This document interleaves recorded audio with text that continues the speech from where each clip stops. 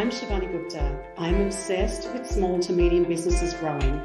As business owners, we take so much risk and we want to make sure it's worth it. I believe one of the best presents you can give yourself as a business owner is to be able to learn how to scale your people, your profit, and your processes.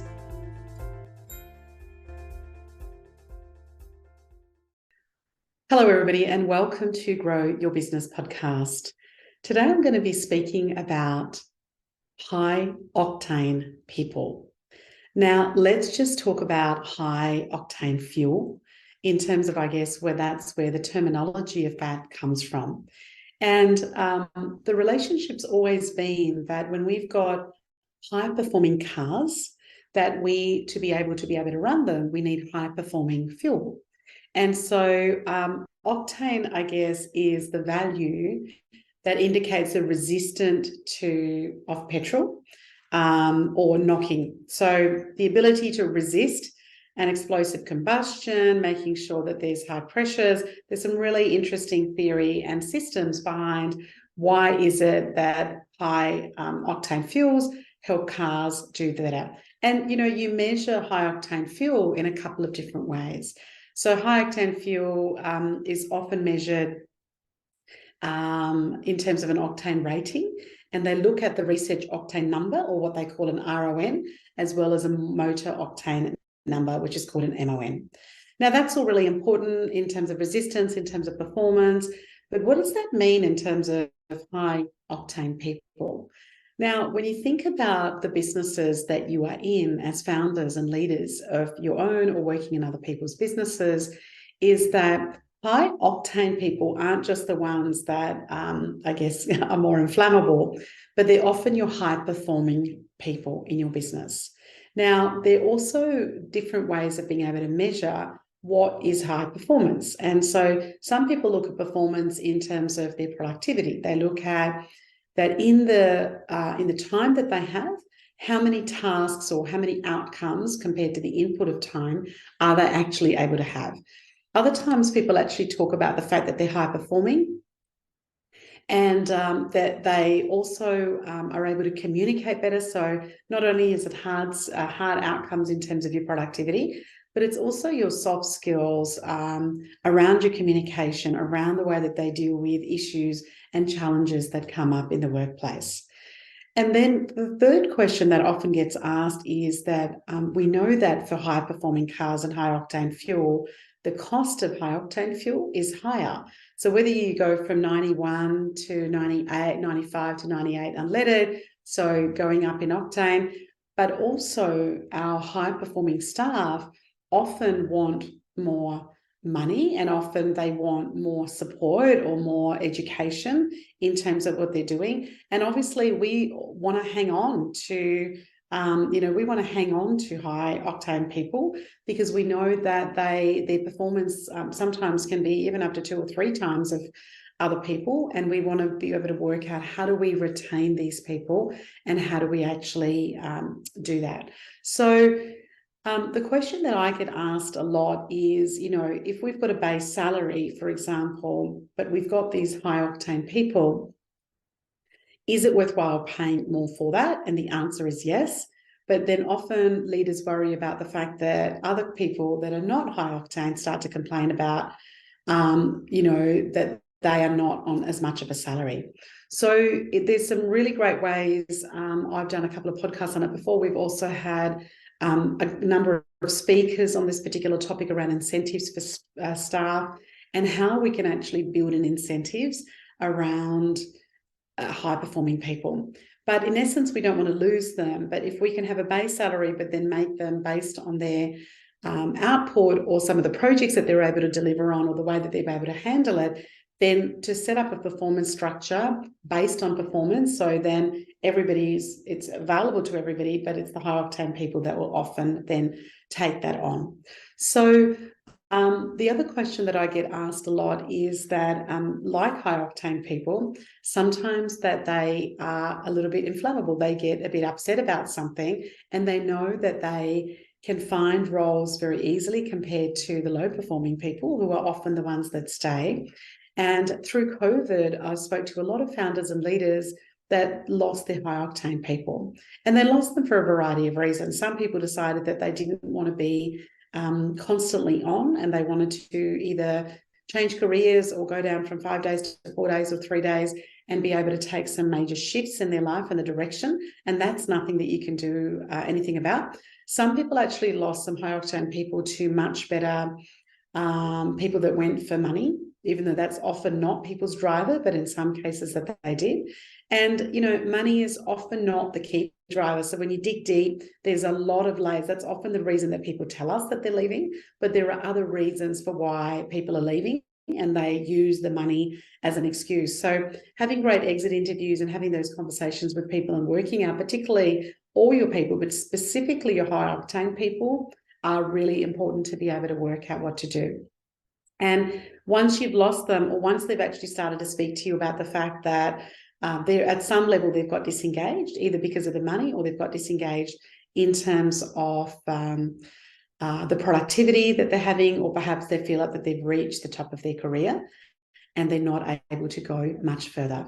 So it's important that we actually also manage our high octane people differently. So for example, most organizations that I have an opportunity to work with will do a yearly performance review. And in that yearly performance review, you would look at the goals that you've achieved for the last 12 months, and then you would also look at the goals that you want to achieve in the next upcoming 12 months. And you would then set those tasks down, and you would perhaps do a bit of a prioritization of those tasks. You would talk about where that individual could achieve them by themselves, or what teams they need to work in, or perhaps some input from you.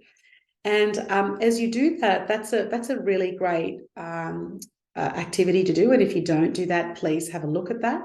But for most companies and most leaders, they actually do that process.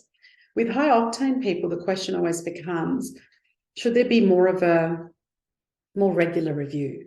And that many companies that have a great culture around managing high octane people will do it on a quarterly basis. Now, you might not want to do that with all of the people, because that's a very time-consuming exercise, but perhaps it could be with certain leadership, perhaps it could be with certain projects that you're wanting that outcome on, to be able to have high octane people where they're getting that regular feedback. And there's many advantages of that. Firstly, you're going to catch the fact that if high octane people are disengaged early, so you'll be able to catch that a little bit early. If they've started to apply for roles, and if they're not very happy or something's happened, you'll be able to catch that early. And also, if things are off path, or they're hitting potentially some political barriers, or some people that are not helping them in terms of being able to get some of their projects met. And again, we want to avoid some of that flammability with high octane people. So we want to be able to build some better systems and structures and cycles and rituals in that allow us to actually capture some of that feedback. In some places with some of the leaders, probably the best ones I've seen are where people have got high-performing people in their team, and they're actually catching up with them on a monthly basis and more informally on a weekly basis. So it depends on where you're at, depends on the size of your business and where you have, but it's really important we want to retain as many high-octane people. We want to be able to manage them.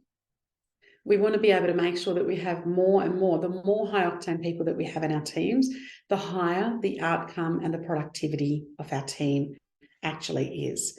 And there are many other ways in terms of being able to engage high-octane people. And sometimes, I've heard leaders talk about the fact that they've, talked about, for example, in terms of the myths, that you've got to use the right fuel. And when it comes to your people, you've got to use the right ways to be able to keep them passionate, keep them excited, and linking them into things that are really important to you.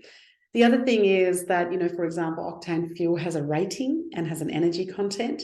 And so when you actually look at that with regards to people, how would you rate them? Probably pretty high. And then how do we measure their energy? So when the energy starts to drop, what are some of the things that we need to do about that? The other thing that Octane Fuel speaks about is this thing I was speaking about earlier, is the knock resistance. And so the idea is that it's about burning it in a controlled way under pressure while it's hot. And so when you think about that, when things are under pressure in the workplace, one of the things that we want to do is how well people perform under pressure. And this is where your high octane people, come in very handy. They use up less energy. They make sure that they can continue to work even when things get really challenging, because they can, have a sense of calm in terms of who they are and what they need to do in terms of their environment, and to be able to do that. The other times if I can just switch the coin for a second, is that sometimes, for example, when it comes to fuel, people put higher fuel in for their car, and it's often unnecessary. So in some organizations, they've actually got high octane people doing some tasks that are probably unnecessary. They can probably be done by somebody lower level, and somebody that doesn't need to be high octane, and we can move them on to more better projects. So not using premium people like that, high octane people like that unnecessarily, it's really, really important. And one of the things when it comes to fuel we talk a lot about is that we're marketing the premium to the masses. So we're actually sort of saying, this premium fuel is going to keep your engine clean.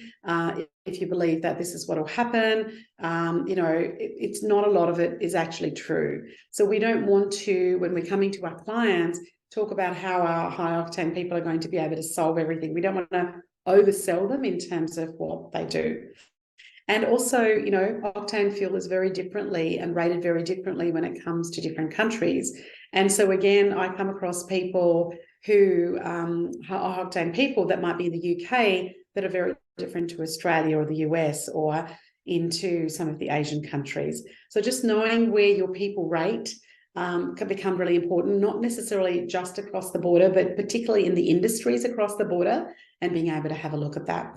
So I hope that in this podcast, you got just some ideas flowing, maybe an identification of some of your high octane people, maybe how to build them up to that next level, or perhaps even just looking at how you might be able to potentially lose them to others, and how you could retain them better by looking at your performance, looking at your conversations with them, and understanding some of the obstacles that might even be preventing them from performing even higher, and how you can get involved in that.